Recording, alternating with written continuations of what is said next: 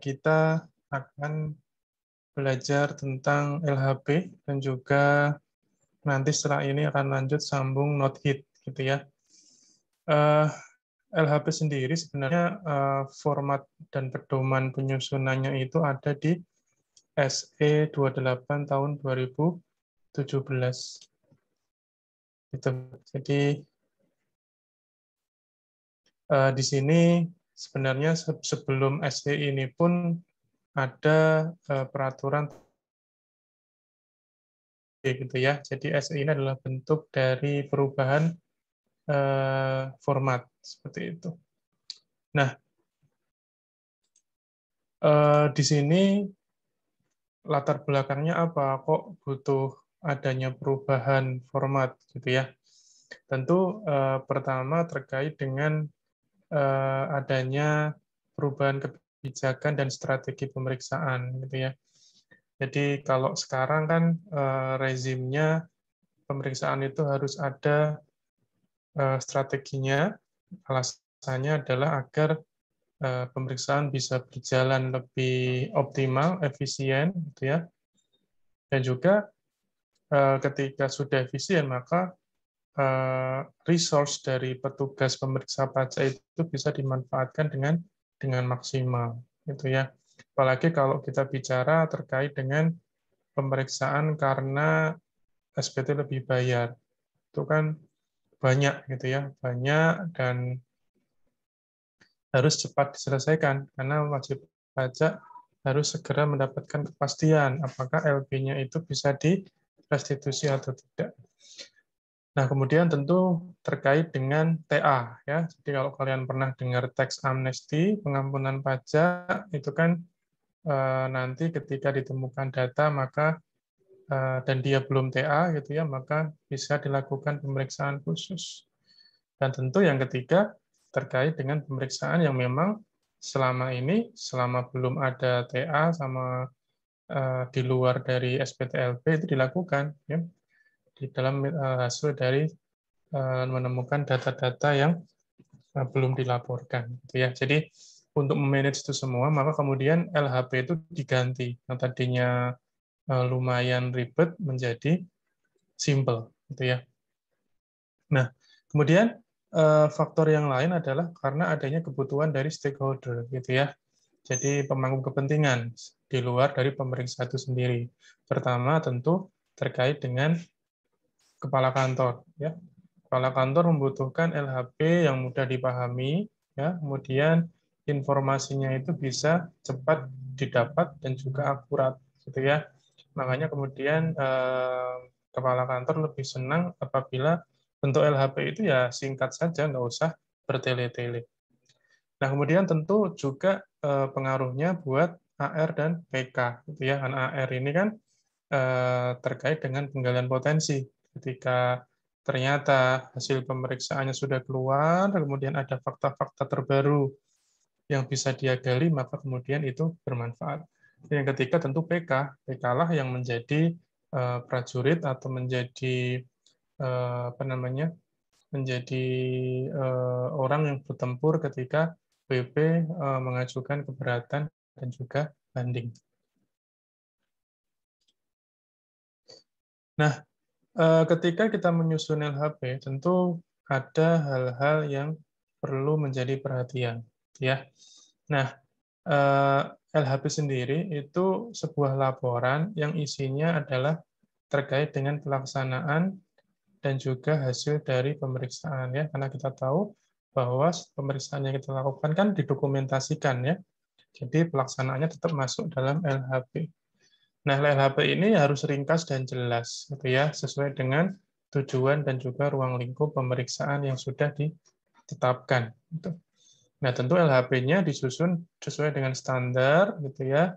Kemudian ada simpulannya dan juga didukung temuan yang kuat ya tentang ada atau tidaknya penyimpangan.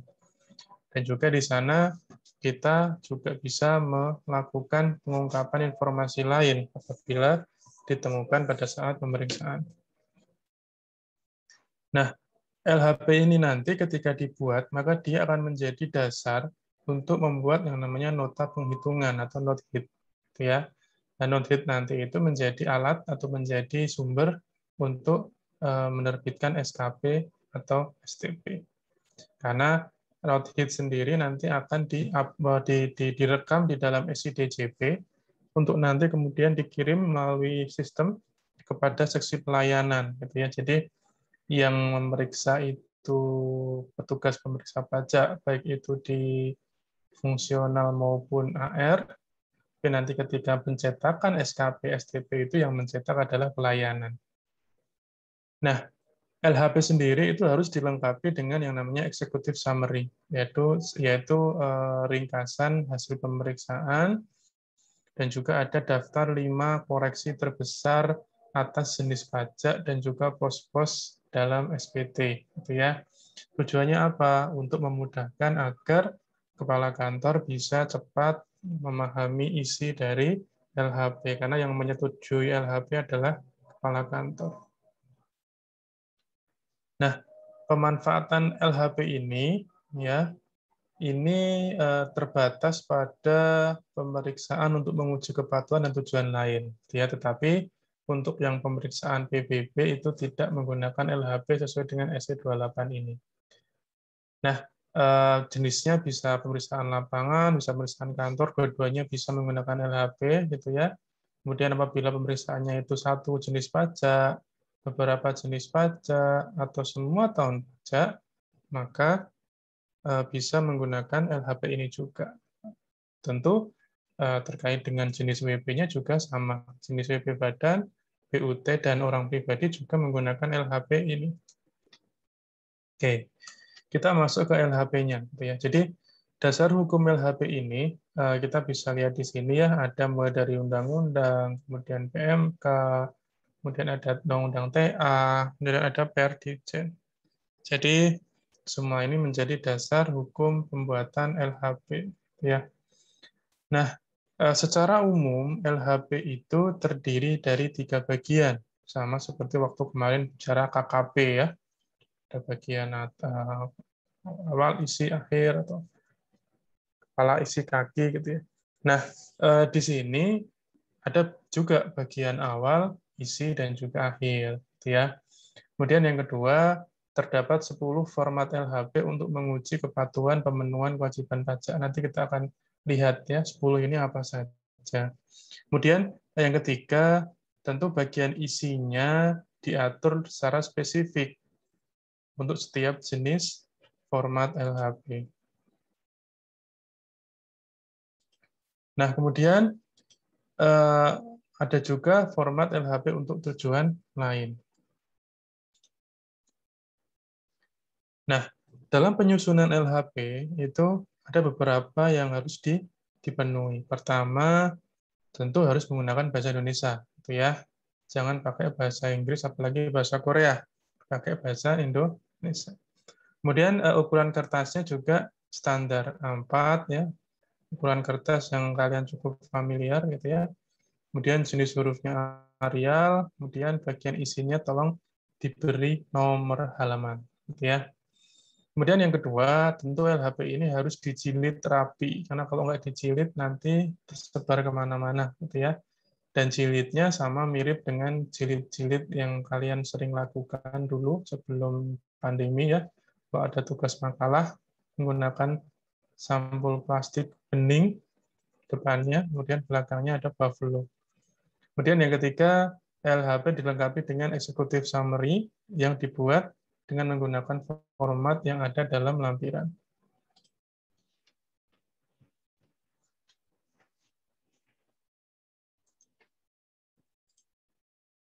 Baik. Kemudian yang keempat, LHP ini dilengkapi dengan lembar pengawasan. Itu ya. Lembar pengawasan ini juga ada formatnya di lampiran 2. Nah, ini adalah tahap-tahap penyusunan LHP. Kita tahu bahwa karena ini adalah sebuah laporan, maka pasti akan dibuat di akhir dari kegiatan, gitu ya.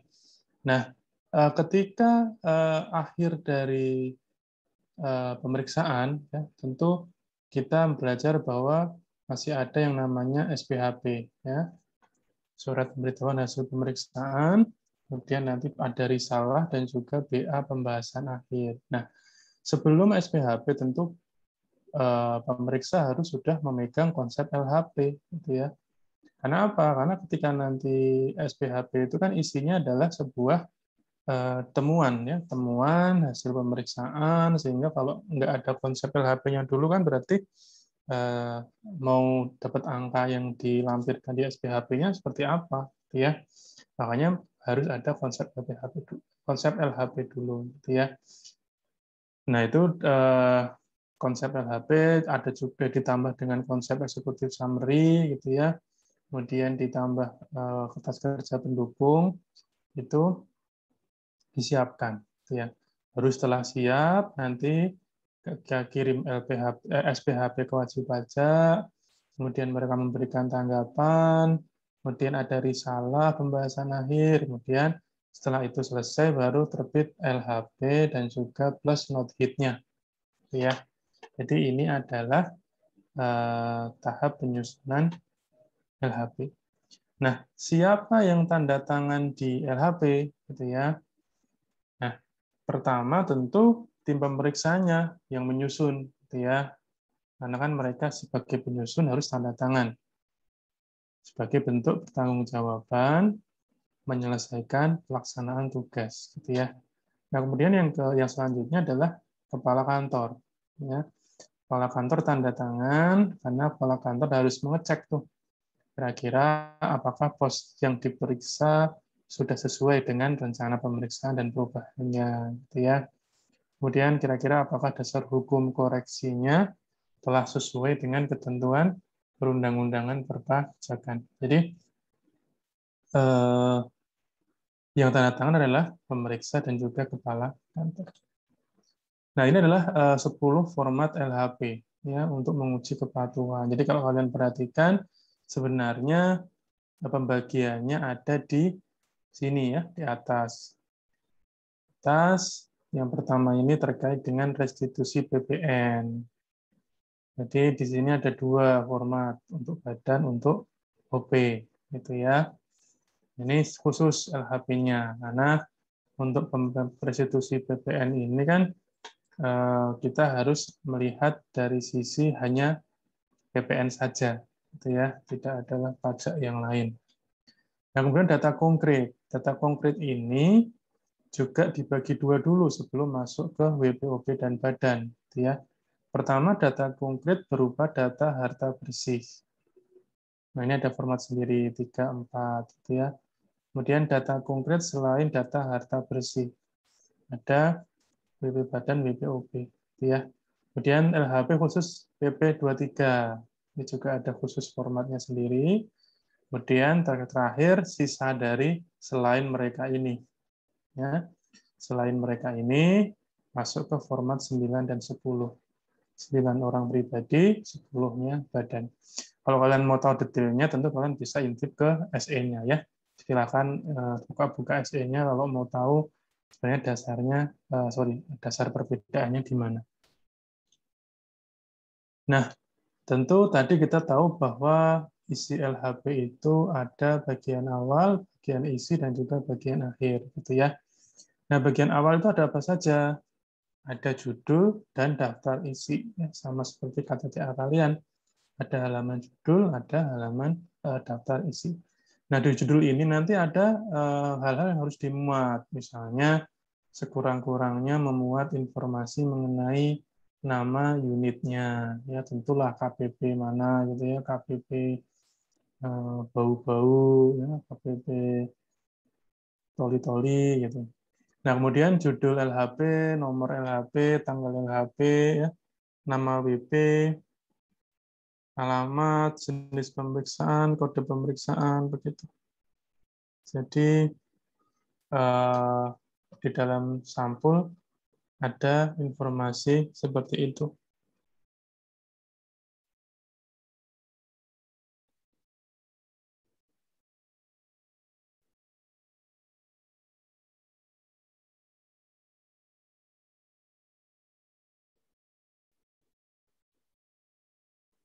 Oke, kemudian ada daftar isi, tentu ini tujuannya untuk mempermudah pencarian ya. Kemudian yang bagian akhir ini berisi dokumen-dokumen sebagaimana tercantum dalam daftar lampiran. Jadi intinya bagian akhir ini adalah dokumen-dokumen lampiran gitu ya. Dokumen-dokumen lampiran. Nah, kemudian bagian isi nih. Nah, bagian isi ini menarik karena ada banyak ya, ada banyak meskipun kelihatannya banyak tapi sebenarnya hanya bagian-bagian kecil dari satu halaman gitu. Jadi tidak kemudian harus A1 satu halaman, A2 satu halaman, ini enggak usah. Ini bisa di-manage agar LHP-nya menjadi ringkas. Pertama tentu hal-hal yang terkait dengan umum ya, ada pernyataan pemeriksa, kemudian penugasan, surat tugas nomor berapa, sprint nomor berapa, tanggal berapa gitu ya. Kemudian identitas WP-nya, nama siapa, dan WP-nya berapa. Kemudian pemenuhan kewajibannya.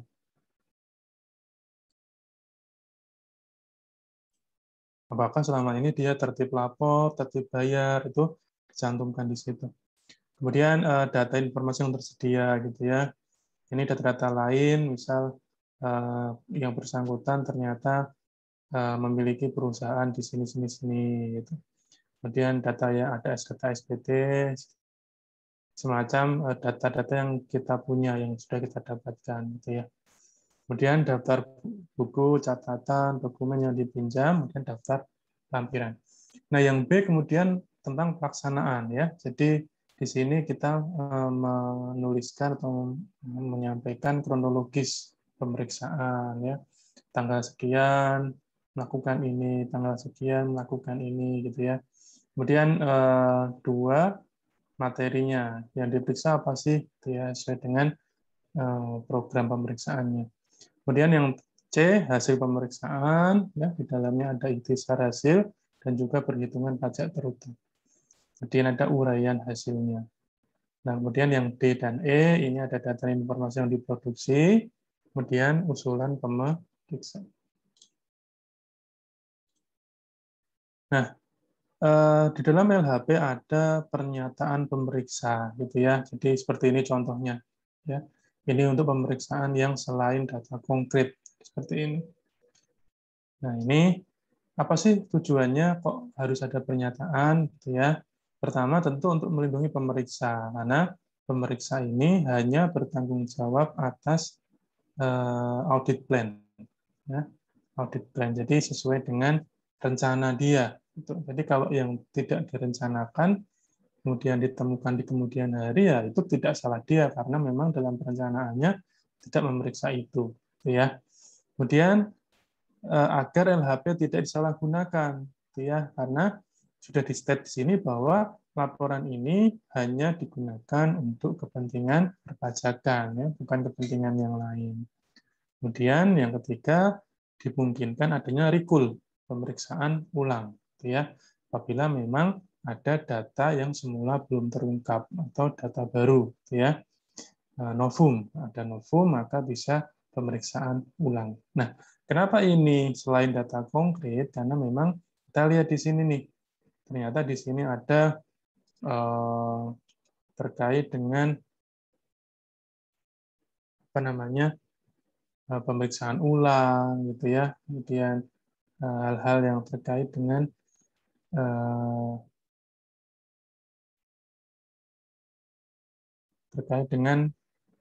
apa namanya format yang ditentukan.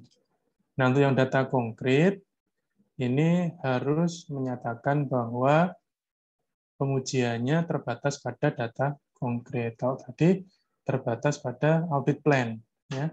Kalau ini terbatas pada data konkret. Data konkret itu data yang memang sudah pasti WP itu tidak bisa berkelit, gitu ya. Misalnya dia mengkreditkan pajak masukan, padahal pajak masukannya itu tidak pernah diterbitkan oleh wajib pajak lain, atau dia tidak melaporkan PK, ya, dia tidak memasukkan PK dalam SPT massa, padahal PK itu sudah dikreditkan oleh PM, oleh perusahaan yang mengakui sebagai PM. Ya, jadi data seperti itu kan WP tidak bisa mengelak karena sudah ada buktinya dari partner transaksinya gitu ya. Nah, ini sama, hanya beda terkait data konkret. Nah, kemudian terkait dengan informasi penugasan, ya di sini juga dibedakan menjadi data konkret dan data tidak konkret. Selain data konkret, kalau yang selain tentu ada SP2 perubahan, gitu ya. Kemudian juga ada perpanjangan. Jadi sebenarnya sama, tetapi karena di data konkret kita tidak boleh ada perubahan SP2, tidak boleh ada perpanjangan, maka tidak ada isi dalam LHP-nya. Kemudian terkait dengan identitas wajib pajak. Nah, kalau kita perhatikan di sini, identitas wajib pajak dibagi dua, ada badan, ada orang pribadi. Itu ya. Kalau yang badan, restitusi PPN dan PP23 dijadikan satu. Karena apa? Ini terkait dengan omset, ya, omset. Karena batas omset untuk PKP dan juga peredaran bruto tertentu kan sama ya, 4,8 miliar. Nah, tapi untuk yang orang pribadi ini dipisah, ya, dipisah karena memang biasanya PP23-nya cenderung lebih banyak karena orang WPOP itu kebanyakan PP23 yang dia usaha ya. Kalau yang karyawan juga banyak juga, cuma kan karyawan biasanya nihil dan tidak diperiksa gitu ya karena ya nihil, kecuali memang ada data yang signifikan sehingga seharusnya dia kurang bayar. Nah, detailnya dapat dilihat pada matriks ya. Nah, kemudian informasi terkait pemenuhan kewajiban perpajakan.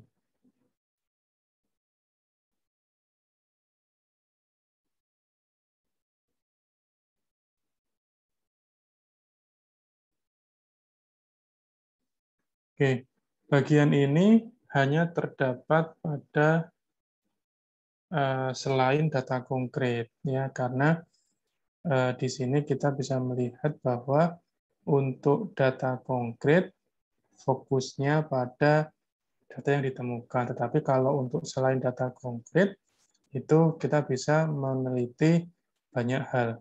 Itu ya, mulai dari PPN-nya, PPHU badannya, dan sebagainya, dan sebagainya. Nah, kemudian kalau kita lihat pada LHP atas pemeriksaan restitusi PPN, kemudian peredaran bruto tertentu, WPOP badan all taxes, ada bagian di sini terdiri dari pertama pelaksanaan kewajiban perpajakan, kemudian ketaatan pembayaran, dan juga ketaatan penyampaian SPT. Nah, di sini juga kalau kita lihat data informasi yang tersedia, gitu ya, dibedakan menjadi untuk restitusi BPN, peredaran bruto tertentu, dan OP. Dibedakan dengan WP, badan, kemudian dengan yang data konkret. Kalau data konkret, dia hanya menyajikan data SPT dan juga data yang sifatnya konkret. Sementara untuk yang kiri dan juga tengah, ini sebenarnya hampir sama, gitu ya, tetapi tentu untuk yang badan, dia ada data terkait dengan bantuan tenaga ahli atau laporan hasil pemeriksaan lokasi. Gitu ya. Maksudnya tenaga ahli di sini adalah ketika kita tahu bahwa badan itu punya teknologi dalam akuntansi yang lebih bagus, gitu ya, lebih canggih. Makanya kita mungkin butuh ahli untuk bisa mengekstrak data dari sistem mereka. Kalau OP jarang kita meminta tolong ahli karena sebagian besar adalah orang-orang yang melakukan pencatatannya dengan cara yang lebih sederhana dibandingkan badan.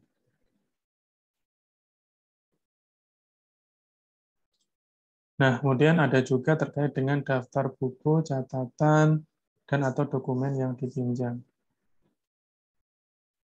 Nah, kalau data konkret yang terkait dengan data harta bersih, itu tidak ada daftar ini. Gitu ya. Karena secara real kita sudah tahu fakta-fakta, jadi nggak perlulah pinjam-pinjam buku catatan dokumen, karena sifatnya kita sudah menemukan konkret. Gitu ya. Nah, kalau yang harta bersih itu memang sudah fix. Tapi kalau yang selain data harta bersih, itu bisa saja kita meminta pinjaman. Misalnya saya pinjam dong faktur kamu, atau pinjam dong bukti bahwa kamu sudah melakukan pembelian dan sebagainya, Jadi masih bisa butuh klarifikasi. Kalau harta karena terlihat gitu ya, dan ini adalah buah dari sebuah program TA, ya, tax amnesty, sehingga ketika dia sudah melaporkan yang dia masukkan ke TA itu listnya ini, tapi faktanya ada data di mana dia punya harta yang lain, nah itu sudah fix, tidak terbantahkan, gitu ya. Nah, kemudian di dalam isi LHP ada daftar lampiran, ya. Kalau kalian perhatikan, ini dibedakan menjadi restitusi PPN dan LHP WP 23, kemudian data konkret berupa data harta bersih, dan juga selain data bersih. Kalau kita bandingkan dulu antara LHP data konkret 2 ini dengan LHP yang sebelah kiri, tentu kita bisa membedakan adanya di sini ada rencana, gitu ya. Di sini nggak ada. Kemudian ada surat panggilan dalam pemeriksaan kantor dan dalam data konkret, ya. Di sininya ada tambahan pemeriksaan lapangan, gitu ya. Jadi semuanya sudah dibedakan, tetapi memang ini lampiran, jadi sifatnya dokumen-dokumennya harus ada. Kalau di sini ada perhitungan per masa pajak, gitu ya. Nah, ini semuanya ada. Nah, kalau ini yang selain yang tadi, selain yang 3 tadi, sama semua, cuman untuk yang badan, itu ada analisis kesebandingan. Dalam hal terdapat transaksi afiliasi, ya, terkait dengan transfer pricing, maka harus ada analisis apakah harga yang digunakan untuk transaksi afiliasi itu sesuai atau tidak. Kemudian ada data dan informasi yang diproduksi. Nah, kalau yang OP tentu ada juga yang diproduksi terkait dengan perubahan profil, KLU-nya, gitu ya. Karena seringnya kan OP itu kan ibarat kata kalau kita pakai kata-kata yang umum dipakai itu kerjaannya apa ya? Kerjaannya ya apa aja dikerjakan, yang penting dapat penghasilan, gitu ya. Jadi kita bisa tahu ternyata Bapak ini meskipun dia bilang usahanya itu adalah dagang mobil, ternyata dia lebih banyak dapat uangnya dari dagang buah, gitu ya. Misalnya seperti itu. Kemudian ada dokumen lain yang dianggap perlu. Nah, untuk yang kronologis, ya, ketika LHP data konkret, maka kronologisnya itu terkait dengan ya ini surat panggilannya, PA pertemuannya, ya, kapan disampaikan SPHP-nya, surat tanggapannya kapan, dan undangan pembahasan akhirnya kapan, tanggal risalahnya kapan, dan PA pembahasan akhirnya kapan. Jadi semacam data itu aja, informasi terkait dokumen-dokumen. Nah, kalau selain data konkret, tentu perbedaannya ada pada surat panggilan, gitu ya. Kemudian tanggal pemeriksaan di tempat wajib pajak. Kemudian ada QE, seperti itu. Nah, untuk materi yang diperiksa, tentu kalau yang selain data konkret, dia lebih luas, ya. Berisi informasi mengenai jenis pajak, pos-pos dalam SPT, pos-pos turunan yang diperiksa, yang didasarkan pada rencana pemeriksaan, gitu ya.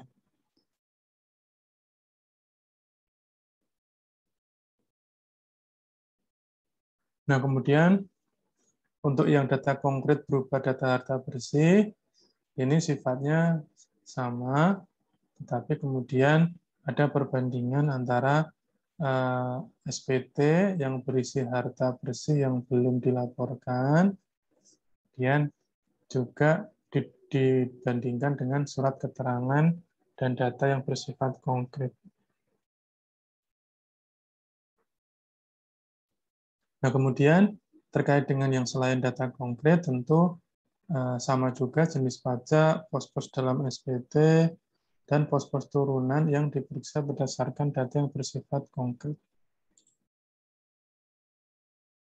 Oke, dalam isi LHB, ya, di sini kita lihat bahwa hasil pemeriksaan ini nanti terdiri dari ikhtisar hasil,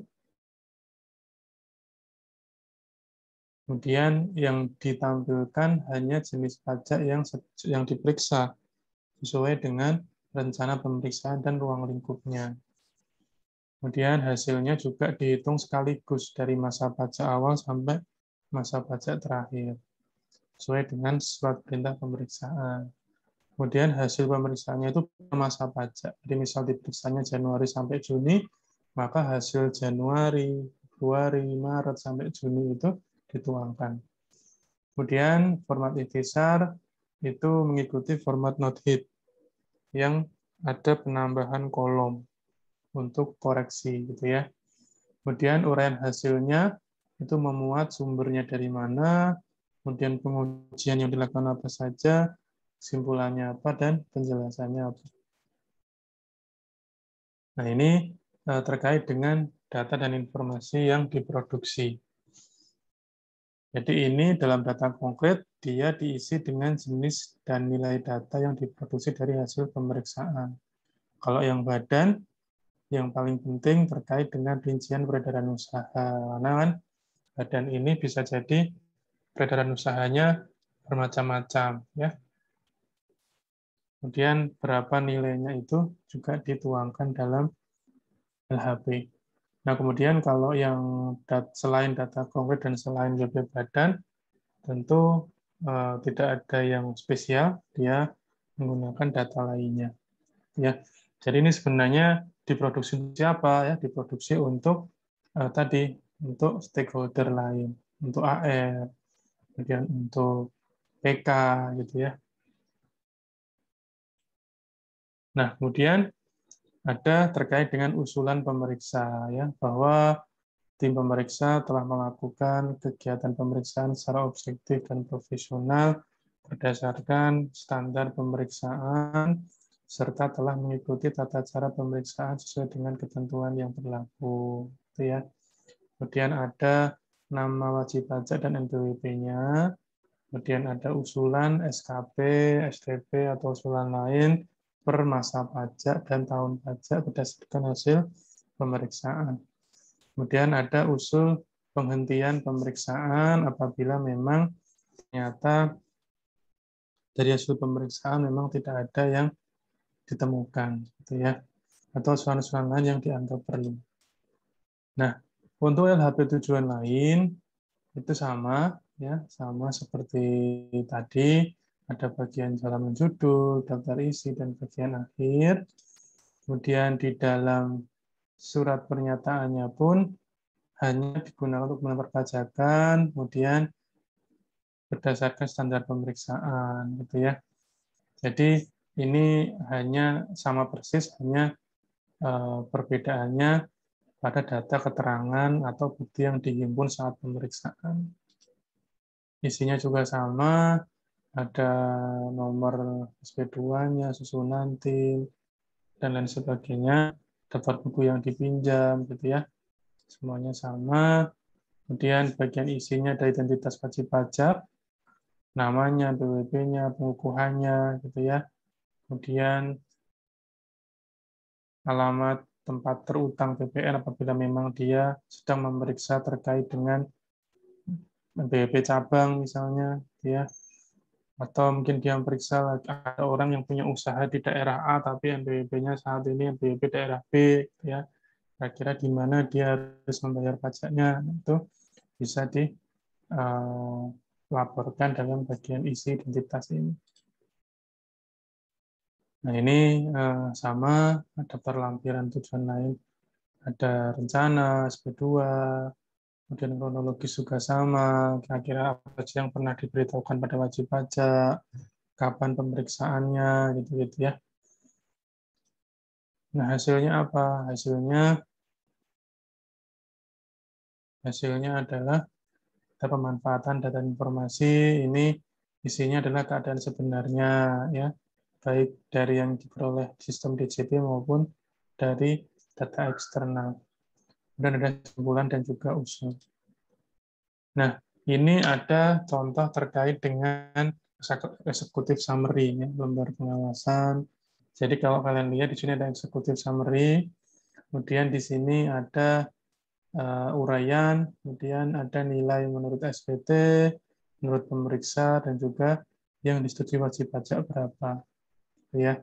Kemudian di sini ada tanda tangan supervisor, ya, dalam lembar pengawasan. Nah, untuk data konkret juga sama, gitu ya. Memang untuk yang data konkret di sebelah kiri kolom sini, dia ada jenis data konkretnya apa. Ya, apakah faktur pajak, apakah bukti transaksi yang dapat digunakan, bukti potong misalnya, gitu ya. Nah, ini contoh perbedaannya di situ. Baik, untuk LHP sampai di situ, ya. Sekarang kita akan masuk di dalam pembahasan terkait dengan nota penghitungan atau note-hit. Note-hit ini sebagai dasar penerbitan SKP atau STP, gitu ya. Nah, di sini kita sudah tahu bahwa note-hit untuk menerbitkan SKP atau STP, kemudian apabila memang kewajiban yang kita temukan belum dilakukan adalah kewajiban per masa pajak, maka note-hit-nya dibuat per masa pajak. Kemudian note-hit ini dibuat di SIDJP, ya, untuk menghindari kesalahan saat penerbitan SKP atau STP. Karena ketika sudah di-input dalam sistem, maka seksi pelayanan tinggal melihat, kemudian tinggal print, gitu ya. Nah, format note-hit-nya ada di Per 17 2018 dan semuanya berwarna putih. Tidak boleh menggunakan kertas berwarna lain. Nah, format note-hit ini ada berapa, ya? Format note-hit untuk BPH Badan atau OP, untuk Potput, untuk BPN, untuk bea materai, dan juga untuk bunga atau denda penagihan. Nah, ini kalau kalian lihat di dalam note-hit, itu ada satu poin di mana yang dituliskan adalah jumlah kurang bayar yang disetujui berdasarkan pembahasan akhir hasil pemeriksaan, gitu ya. Kenapa seperti ini? Karena ketika SKP itu terbit dan jika kita masih ngotot nilai yang kita tuangkan dalam SKP adalah nilai yang tidak disetujui oleh wajib pajak, maka pertama ada kemungkinan kita akan memperbesar jumlah tunggakan. Jadi tunggakan itu adalah sebuah nominal yang tercantum dalam SKP atau SDP, tapi tidak terbayar oleh wajib pajak. Jadi kayak menggantung gitu. Kalau kita tidak aware dengan hal itu, maka kita hanya akan menambah tunggakan. Jadi sebisa mungkin menggunakan nilai yang disepakati. Kemudian yang kedua tentu akan berpotensi keberatan dan banding, gitu ya. Keberatan dan bandingnya, meskipun kita tidak tahu apakah itu nanti akan dikabulkan atau tidak, tetapi itu akan menambah effort yang harus kita lakukan. Pertanyaannya kemudian, apakah karena kita hanya menuangkan jumlah terkait dengan nilai yang disetujui, apakah kemudian kita nurut-nurut aja? Kalau WP-nya ngeyel, kita nurut, kita ubah sesuai dengan keinginan WP-nya, ya enggak seperti itu, gitu ya. Kita tetap concern-nya adalah kita tetap melakukan pendekatan kepada wajib pajak, bagaimana cara menjelaskannya, kemudian bagaimana cara berargumen sehingga apa yang nilai yang kita sodorkan, nilai yang diterima oleh wajib pajak, gitu ya. Dan itu bisa terjadi. Jadi tidak semua wajib pajak itu wajib pajak yang keras kepala gitu. Enggak. Saya pernah beberapa kali menyampaikan bahwa Pak, yang terutang segini menurut hitungan kami, dan dia dengan ikhlas dia bilang, oh ya Pak, saya setuju. Itu ada seperti itu. Jadi tergantung bagaimana kita mengkomunikasikan kepada wajib pajak. Kalau dalam kasus di mana memang ternyata dia tidak setuju, ya, kemudian dia menang di QA, ya, maka ketika QA itu kemudian harus kita sesuaikan dengan hasil QA-nya, gitu ya. Jadi kenapa QA ini ada? Karena QA ini nanti akan menjadi jembatan menilai apakah hasil kerja kita sebagai pemeriksa itu benar atau tidak. Kalau memang ternyata mereka menganggap bahwa argumen WP itu benar dan kita yang keliru, ya nggak masalah, karena yang penting sudah melalui proses QA. Gitu ya. Nah, kemudian di dalam SKP itu ada tabel terkait dengan jumlah rupiah. Jadi itu ada menurut WP, menurut Fiskus, dan juga pembahasan akhir yang disetujui. Ya, tentu tadi yang dari Nothit masuk ke sini, ya, karena nilai tadi adalah nilai yang disetujui oleh wajib pajak. Kemudian di bawah ada terkait dengan sanksi. Jadi dalam SKP ini sudah include pokok pajak yang kurang dibayar dan juga sanksinya. Itu ya. Nah, ini ada kodenya. Jadi Nothit untuk PPH ya itu F41. F41. Kemudian untuk output juga sama F41 gitu ya. Kalau yang PPN F42, PPNBM juga F42, kemudian Biometrai F45 dan sebagainya. Jadi ada kode Nothit-nya sendiri-sendiri. Nah, ini contoh format Nothit-nya ya. Jadi sama persis tabelnya dengan SKP tadi. Jumlah rupiah menurut WP, menurut Fiskus, dan menurut pembahasan akhir yang disetujui. Ya. Nah, ini tadi, kalau yang ini tadi,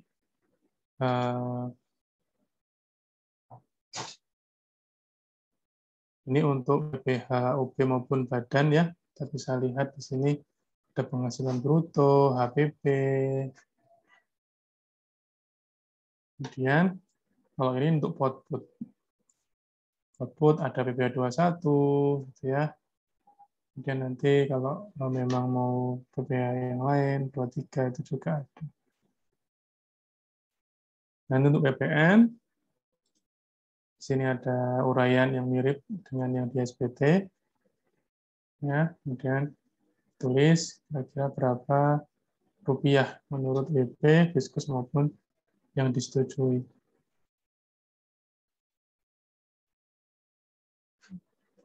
PNBM juga sama. Nah, dia kan satu SPT ya sama PPN. Nah, sudah selesai terkait dengan materi pada malam hari ini.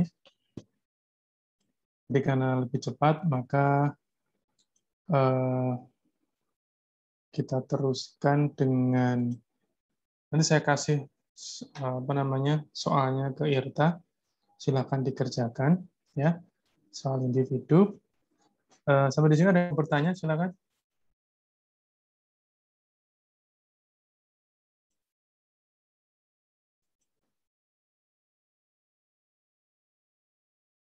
Ada mau bertanya? Cukup? Baik. Kalau cukup, teman-teman, mungkin saya akhiri lebih awal gitu ya.